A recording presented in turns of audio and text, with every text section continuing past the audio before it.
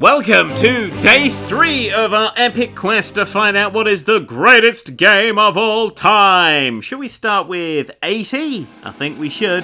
Number 80. Batman: Arkham Asylum. For me, the pinnacle of the entire Arkham series was the first game. Arkham Asylum, and we all know the bit I'm about to reference, has the Scarecrow bit. And the Scarecrow bit is so out of left field, I still remember how what the fuck I felt during that entire section. I mean, the build up to it is fantastic, going down that corridor and everything starts changing. The fear of, oh my god, what's going on? The giant reveal, I mean, it's all wonderful. That game's combat system has fucking revolutionized combat systems. I mean, how many games have you seen referred to as Batman-like combat or Arkham-like combat? I mean, it used to be God of War combat, now it's Arkham-like combat. It's like, it's actually a staple now. And that's a huge legacy that game has left on the environment of gaming and giant scarecrows. It's also one of those very rare games like Spider-Man 2 to take the superhero and make the right game for the superhero and not just go, oh, it's a combat game. I mean, it is a combat game, but Batman is a combat person. Actually, maybe I'm giving them too many points to that. Batman punching things, yeah. Yeah, maybe that is just a little bit too easy. Number 79.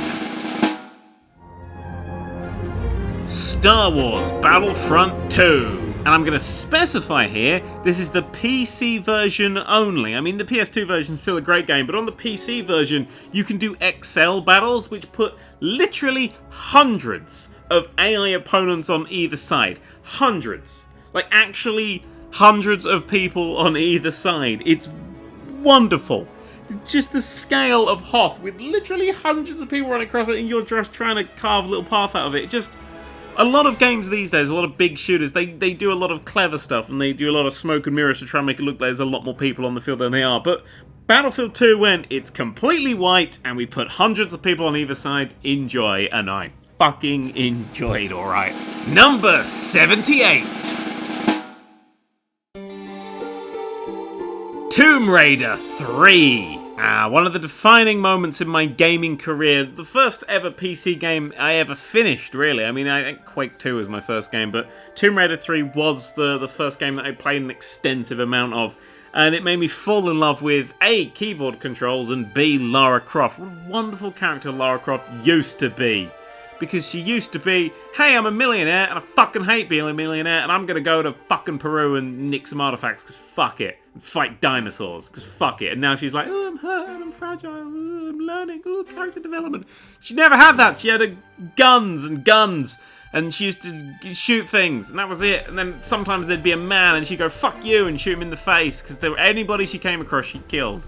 Be it endangered animal, or human, or dinosaur. And the dinosaur's very important, because there's that bit where you pick up the keys in one of the levels. There's some keys in a little crater, and then everything starts shaking, and a T-Rex comes around the corner, and that's one of those moments where I don't remember, like, I remember the moment, but I also remember going, I'm gonna fight this thing. And like, that's the first time ever I can remember in my gaming life going, I'm gonna kill that.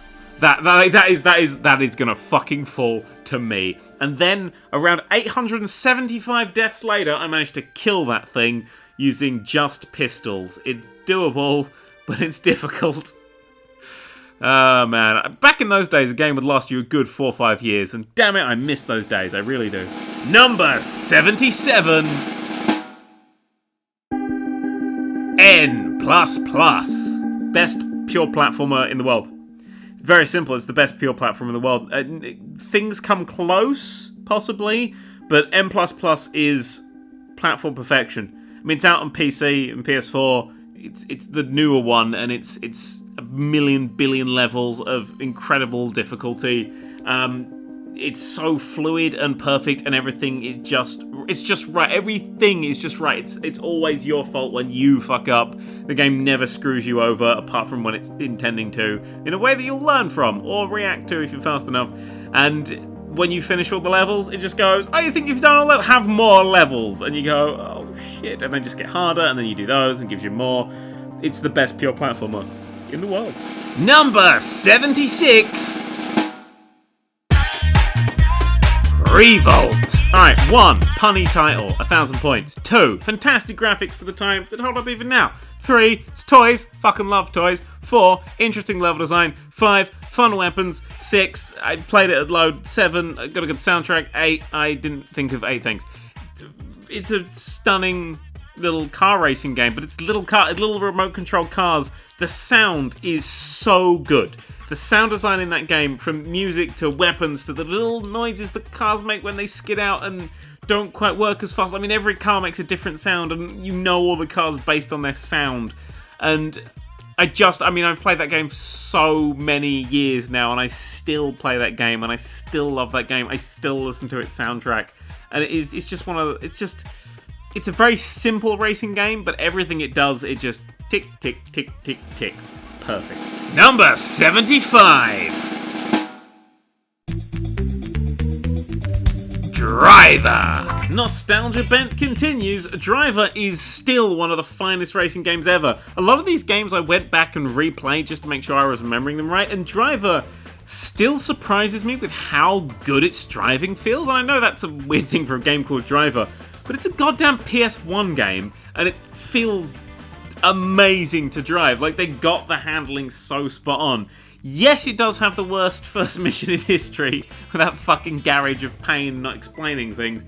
But apart from that, it's such a brilliant game, and I spent hours free roaming it. I mean, ambition-wise, the first ever open-world 3D game. Like, the actual proper 3D PS1. I mean, I remember so many hours sitting looking at the terrain in that game. Just going, wow, and looking at the little bit of smoke that will come out the exhaust and just fizzle away. I loved going to LAX and watching planes land, and these massive planes that would loom out the sky, and having those wonderful car chases, and then editing movies together. I mean, possibly my entire career is because of Driver. Maybe I should have put this in a higher place, now thinking about it, but no. Place 75, Driver, well earned. What a game. Number 74.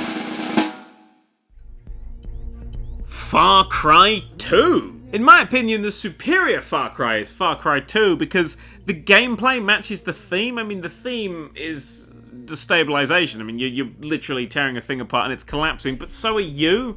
I mean, you've fucking got malaria or Ebola or something. Your guns explode in your face every 2 minutes, or just jam, or just don't work anymore.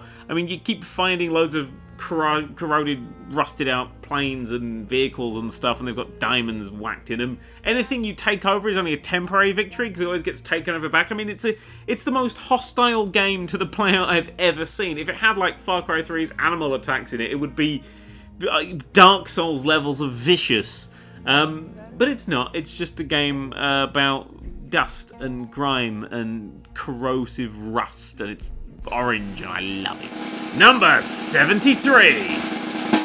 A tale of souls and swords, eternally retold. Soul Calibur 2. God damn, I put some hours into Soul Calibur 2 on the PS2. I mean, they did a HD version for, I think, PS3. Oh god, I hope it's out on PS4 as well. I should really get that again and spend many hours again. But the thing that surprised me most about Soul Calibur was just how big the single player is. It's massive. You can play it for so long.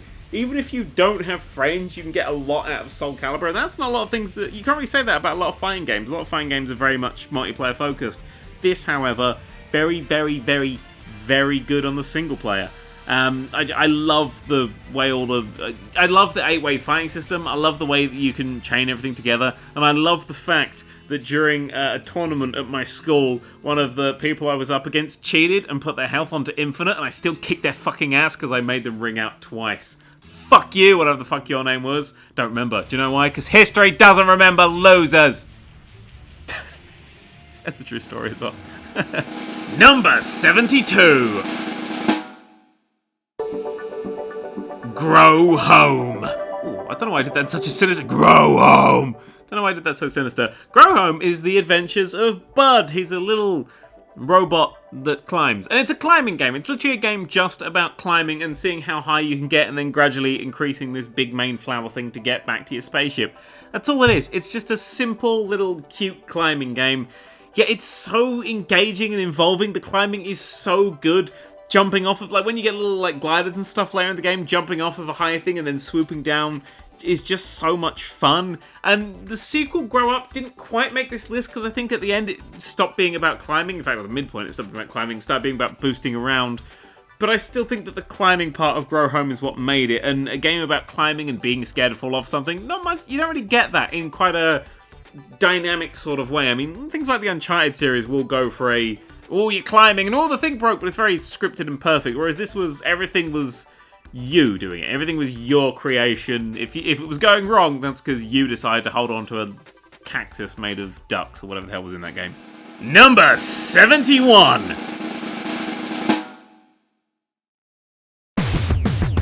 Scott Pilgrim. Is Scott Pilgrim the finest trinity of media ever created? I mean, it is the best graphic novel I've ever read. The film is like neck and neck with Back to the Future for my favourite film of all time. Maybe I should do a top 100 films of all time. We'll do that later. And the game is incredible. I mean, the game is so good. It's like a Streets of Rage kind of side-scrolling fighter, but the graphics are so spot on and perfect. They couldn't be better. The soundtrack couldn't be better. Like, everything about it. I mean, it's quite difficult in some places, but it's just so good. And that, it kind of ties off that trinity. Like, I've never seen anything have a great book and a great film and a great game. Like, that is the rarest thing. I can't think of anything that does it. Scott Pilgrim does it. That's why Scott Pilgrim is magical. I lesbians it. Anyway, that's all for today. Tomorrow, more 70 to 61. I'll see you there.